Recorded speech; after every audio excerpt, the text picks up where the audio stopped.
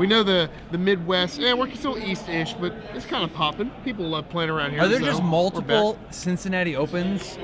We are here year now? repeatedly, apparently. And on the other side, we have Dennis Taylor on our left playing Dragon Master Red Green with a twist. That twist is 2 Wolfir Silver Hearts in addition to his Thundermaw Hellkites. Giant growth in the body. Pretty big time magic. So. Yeah, he's actually shaved a Strangaroot Geist and a Hellrider to make room for 2 Wolfir Silver Hearts for extra fatty love. Okay, well, let's see how it goes. Definitely a battle of the fatties here. Jund obviously plays a control role more than green-red deck will. It'll utilize bonfires and removal spells, where red-green is all about pounding it in quick. So we have Eric with a optimal turn 2 Farseek.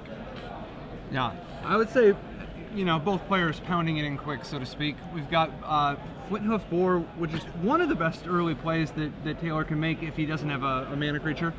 And then Farseek out of Jund, which is always their turn 2 play of choice. Right. Yeah, and we're seeing a lot of cards here that will not be with us for long.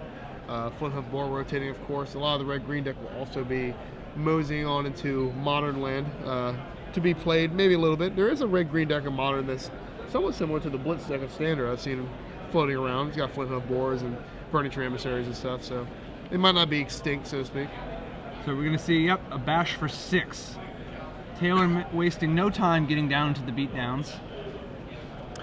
Flinthoof Boar is another card that, even right after it was drafted, or in the M13 draft, it didn't receive a bulk of play right at the beginning, and that's one of those that's kind of resurged. I mean, Stomping Ground is really, when Stomping Ground got printed is really when things kind of took a turn for it. Yeah. What do you think about the return of Wolfir Silverheart? I know Kibler started with Wolfir Silverhearts. He liked Wolfir Silverheart better than Clonian Hydra, but he had cut it because of the sheer volume of Lifebane Zombies people were playing. Right. Nowadays, it seems like there's a lot less Lifebane Zombie than there used to be. Yeah. It seems like the world has kind of come to the same consensus as Reed Duke eventually, because for a while, Reed Duke style without Lifebane Zombie was the minority. But now it seems like the Lifebane Zombie versions have mostly died out. Right, yeah, I agree. I think that he said, you know what, it's clear for my big fatties here, I can play Wolfir Silverheart. I kind of like Wolfir Silverheart a little bit better than Colonial Hydra. Obviously, Hydra unchecked is game over, but Wolfir it's almost like more Hellkites, because you play it and you almost instantly get that free flow damage. It has haste. Yeah, exactly. So I kind of like it better than the Hydra, I'd say. Hydra's cool. It's hard to argue with 12 power with a board presence, Yeah. All right, so Eric, going back and forth with a couple removal spells. We use the Mortars and an Abrupt Decay. Dennis responds with a Lowly Arbor Elf against Big Daddy Thrag here. Big Daddy Thraggy. Yeah, he's also not long for this world, but we'll see him a little bit more before the curtain closes here. All right, it looks like he has Wolfir Silverheart in hand. He's out of mana, right? Yeah, he's out of mana. He's going to play a Huntmaster this turn that he drew, I think. I think he drew a Huntmaster. Isn't that Missing Mortars? That's a Missing Mortars. All the way to it's a looks like a Hellkite. Man, it's not a Huntmaster, you're right. Yeah, I think he drew a Missing Mortars this turn, and he already has one, but I think he drew another one. Although this is a tough way to do it. He's going to play Scavenging Ooze now, right? Yes, I would.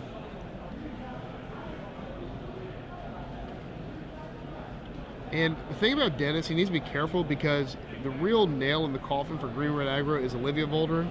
If Jund can get Olivia out with a couple lands, you're toast. And you really need to save those cards like Mizzium Mortars to really hit that particularly. Luckily, he has 2 Mizzium Mortars. I would definitely hold the second one for dear life there, just in case. Definitely not wasting it on a Thragtusk again. A Beast token here? Yeah, or a Beast token, yeah. So we have a Farseek, land, something. Anyways. So what do you think about playing Scavenging Ooze and Mortarsing the Thragtusk instead of just playing the Ooze and eating both of the boars? Yeah, I think it was a little premature using the Mortars. The Thragtusk is not really that threatening at this point. You're not exactly, and here's the said Olivia. Fortunately, he does have another Mortars, though. Yes, fortunately, yeah. So this isn't just over before it starts. Yeah. And let's draw a land, but he needs another land next turn. It's not a bad draw, because he gets to Mortars the Olivia and get in there for 4. Yeah, I like that play. I think that's the way to go. Most likely eating both of Eric's creatures out of the graveyard. Yeah. All right, so I think we're gonna see a Mortars here. Definitely can't wait. And there's the mortars must happen. So he's going to attack. Interesting. So I guess he's just going to eat one of his own creatures instead now. Wow, he chooses just to go up to 6/6. If Eric has a land, he just... Wait, this is like, and Olivia's going to grow so big the mortars can't kill it anymore. Yeah. This is insane, right? Like, Yeah. is he hoping that Eric steals the ooze so that when he mortars, he gains it back? Eric's going to be careful and shoot it with, like, he's just going to make his Olivia grow out of mortars range. Yeah, this is...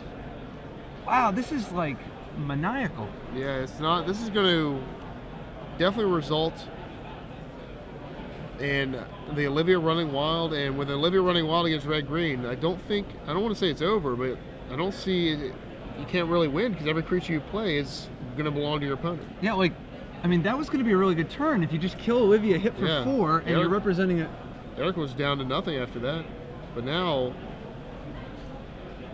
we're going to see the opposite happen. Now we're going to see the tables turn, and we're going to watch how bad Olivia can really get against this deck.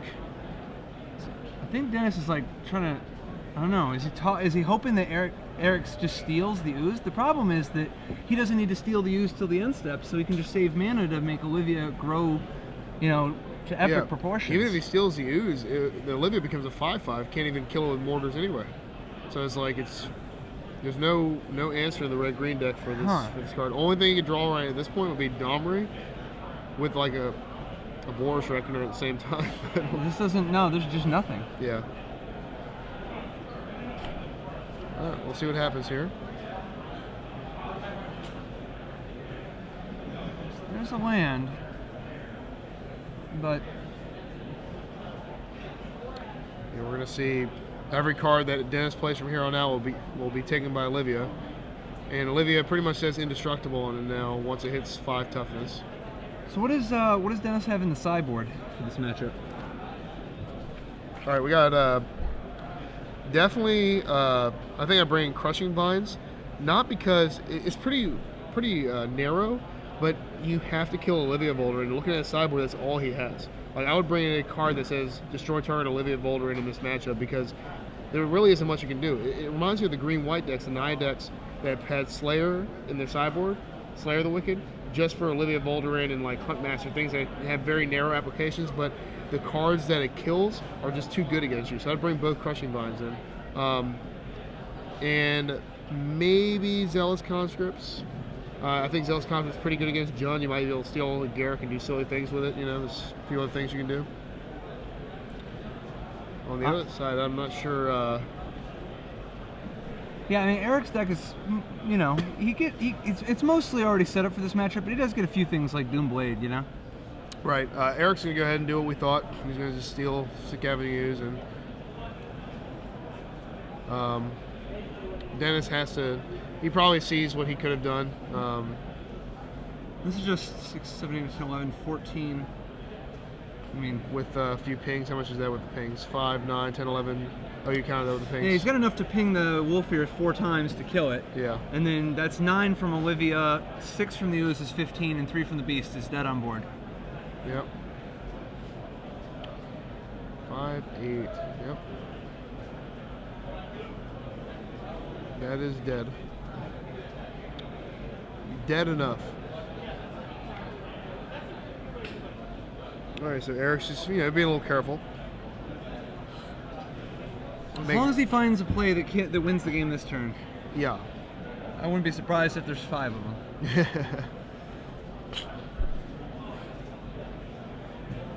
Right, so he's putrefying? It's fine too. Yep. Yeah. Olivia twice, Scavenging Ooze 1 time. That's Exexies. Yep. 17. Alright. So they go to game 2. Eric Rill piloting Reduke style Jund versus Dennis Taylor's Dragon Master Red Green. And it shows you the power of Olivia Volderen in the aggro mirror match, the aggro or the creature mirror match. Olivia might not be great against blue-white control, but against everything else that has creatures in the green decks, it's just superb against. It's one of those, oh, you don't kill me? Oh, you only have 4 ways to kill me? Then I'm going to punish you for that. Do you think it is fair to say, as we end the final days of Olivia's Type 2 era, that she has been at least in the same league as Baneslayer Angel in terms of how big of an impact she had while she was legal? Absolutely. I think you have to have. I think you need to come into a tournament having an answer to Baneslayer Angel then, and now you have to come into a tournament having an answer to Olivia Boldrin. I wouldn't be surprised if Olivia wasn't played at all, that the Mizzy Mortar count in Kibler's Green Red might be a little bit lower, or might be a different card altogether, but you just can't rely on Searing Spear anymore, because they just play it with 2 open, and it's just not going to happen. So yeah, absolutely, yeah. I think if you came into control and playing against control deck with that answer to Baneslayer when you're playing Jund back in old standard, I think you were making a huge mistake. Yeah. Now the format eventually got to a spot at times where people just didn't have very much removal. And Baneslayer Angel was just shockingly good against Jund, even when they kept in, even when they had Terminate and Maelstrom Pulse. Yep, because if, hey, you don't have it, you're not attacking. Sometimes you don't have it. Yeah, sometimes you don't have it. And it's funny, it played as the best defender in Magic and the best attacker in Magic at one point. And sometimes both at the same time. Yeah, exactly. It's like, all right, well, you're not attacking this full turn, I'll attack you. Play a second Baneslayer Angel. It just gets real bad at that point. That was a fun format. I really enjoyed that standard. Yeah. With Conscription also, with Eldrazi Conscription. What was it called? Mythic, right? Bant Mythic. Jund, that deck, Blue-Eye Control. There's a fun little Reanimator deck in that format. It's very nice. Yeah, it was pretty sweet up until the point where Sword of Feast and Famine was printed. Yeah. Yep. And even then, it didn't fall off the deep end until Batterskull. Right. Batterskull was like, okay, like we're not even like, this isn't even like real. We're not even really doing this. Yeah, they created a legacy archetype. Pretty awesome. I don't think Stoneblade would be very good without it in Legacy. It's funny, even against like red decks in Legacy, I tend to Thoughtseize and pull out their lightning bolt things that can target creatures and chain lightnings, and they still lose to the little core artificer because of the Batterskull. All right, so we have game 2 upon us. Jund, I think, is a favorite in this matchup. I'm not sure. I know historically Red Green has been. I mean, it's just Olivia. I guess I'm just biased. Yeah, I mean, obviously, and that's always been the thing, is that it's all in on Olivia. Olivia beats you, you beat the rest of their deck. Exactly. You got to remember also, this is the sideboard games where this is a twist. Normally, the reason that Dragon Master Red Green beats these Jund decks is the 4 Burning Earths in the sideboard. Oh yeah. Dennis Taylor has removed Burning Earth. He does not play Burning Earth. He still has the Pyromasters, he still has the Volcanic Strengths, but he's actually got a Blasphemous Act package instead of the Burning Earths. And he doesn't even have Boris Reckoner. No, he just has it as a sweeper, but certainly not for this matchup. No. Wow, no Burning Earths. All right, so he's going to definitely I definitely like Jund, now. Yeah, you're able to just have your mana free and wild, be able to cast whatever you want. I think we're going to definitely see, I hope Dennis brings in the Crushing Vines, because think about it, even if it's in your opening hand, even though you can't hit anything for a while, when he does play that Olivia, and he will, it's just nice to have it. And in an instant also, if he steals a creature, you're able to regain it back. I definitely like bringing it in. It also, I mean, it hits Rakdos Keyrune. It does, yeah. But I think actually we're going to see Eric Rill bring in Golgari Charm. Yeah. In anticipation of the Burning Earths that will never come. Yeah. I 100% see him bringing those in. And they're going to largely just kill either mana creatures or perhaps, regenerate an Olivia. Yeah. It's just going to be funny. It's going to be interesting interaction between Crushing Vines and Golgari Charm that usually doesn't happen. So yeah, we'll see some fun there. Okay, so we have Dennis on the play. I'm sure he wants to see a Arbor Elf and a Domri Red in his hand. And let's see, we got, I think Eric's mulligan to 6. And Jund, historically, 3 color decks historically, when it comes to mulliganing, people are afraid to do it. I need to work on my mulliganing. This deck, as many mid-range decks can survive minus one of their spells in their hand. They have, their 3 colors and a couple good creatures. It's really just a question of what gives you the greatest chances of winning the game. Card advantage is not the only metric in the game. Using your mana efficiently is arguably more important than a lot of the time. And if you are going to miss a land drop anyway, then and if you end up dying with 4 cards in your hand, then how much did it help you that you had all those cards? Yeah, exactly.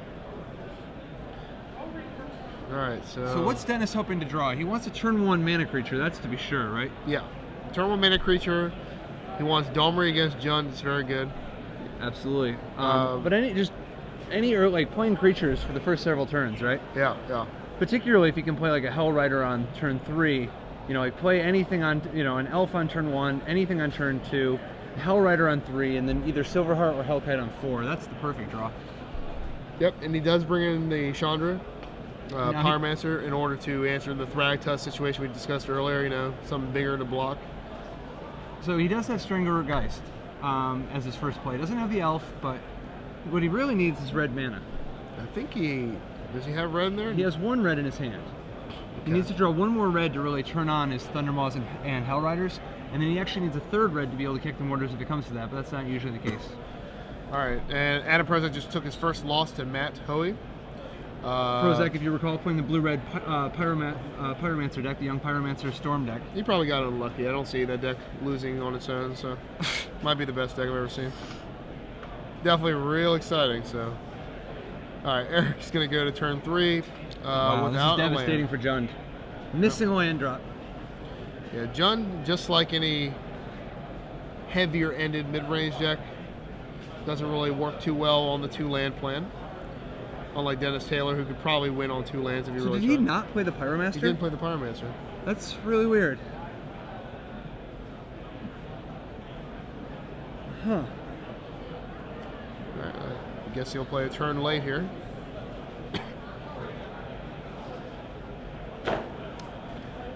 Huh. I don't know. Yeah, so continues to beat down with the Strangler Geist and drops a Elvish Mystic. Right. All right, he draws. I don't think it's a land. The Pyromaster is just single red, just 1 red mana symbol, right? I think so, yeah. Pretty sure. Yeah. No, it is no, 2. double red. Oh, God, look how foolish we are. So Dennis Taylor electing not to cheat. All right. Thank you for not cheating. Good play. You think we're going to see Thundermaw Hellkite? I don't think he has. No. Yeah, he's Yeah, good. because this is post-combat. So here Sean is going to come out now, legally. What's the other card in his hand then? If he's got the Pyromaster, what's the other card? I think it's, looks like a Hellkite. Yeah, but I guess he wants to lead with the Pyromaster first. Right. And he's going to ping Eric down to 9. Eric desperately needing that 3rd land to put up a good fight here.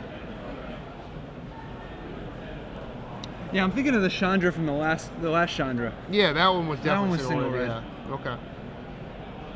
All right, so he's going to 0 it, play the land here.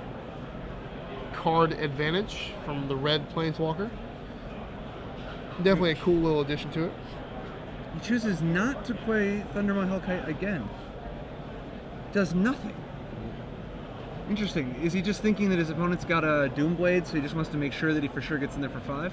Yeah, he's playing very safe. Right now, Eric is dead now. He gets to 1, Scavengers can't block, play Thundermaw Hellkite, kill you.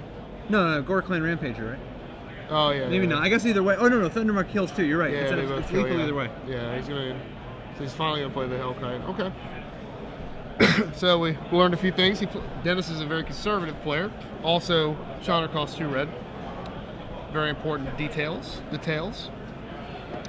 All right, game 3. Exciting conclusion to the probably 2 of the 3 most popular decks in the room. Probably number 1 and number 2. Yeah. Or at least they were in previous weeks. Black-white control seems like it's risen up, but it's hard to imagine that there's really more than than Jund. Right. I think this is the handful of quality players that we know from previous Star City Opens just banded together in a black-white brotherhood here. It looks like Eric Rill has decided to shuffle the 7 land he sideboarded out last game back into his deck. He thought we all make mistakes. Well, it's a gamble. Yeah, No gamble, no future. What do you think about sideboarding in all the cards minus what about going up to 70? What do you think about that? Just having all the good stuff all together. The new rules allow that to happen, so why not, right? Mostly because of the probability of of your best cards drawing that goes down if you dilute your deck with more cards, particularly when his mana ratio is already set up for a 60 card deck. Right, yeah. Now he does have, yeah, I guess, I mean, he's got a few cheap cards in his sideboard, but he doesn't have any more land, so I don't think that's a good plan. Yeah, we definitely have to redo our mana base here. Have you ever played a basic land in the sideboard of your constructed deck at any kind of premier tournament? I can't say I have. I played basic planes in the sideboard of blue-white. Like, I mean, obviously, there's been times where I've played basic land when I'm playing like a green deck that has searching, where it's like, okay, I got one swamp in my sideboard for cranial extraction or whatever. Right, yeah. But I played one planes in the sideboard of a blue-white deck, the tournament where Jace came out. Partly because I just wanted to be able to sideboard up one more land against a control deck. Right. But also partly because I had Core Firewalker in the sideboard. And just wanted more white mana against some people, particularly when you're going to board Tectonic Edge out against some people. Right. I completely understand that. The last time I had land on my board was I had not this year's states before I had 3 Nefali Dreadnought in my sideboard. Makes sense. Yeah, that's real specific.